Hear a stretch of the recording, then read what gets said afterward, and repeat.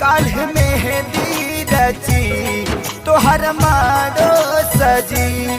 तू तो चली जईबू पियवा के देश है, तू तो चली जईबू पियवा के देश है। अबे बतावा हमारी का हुई है, अबे बतावा हमारी का हुई।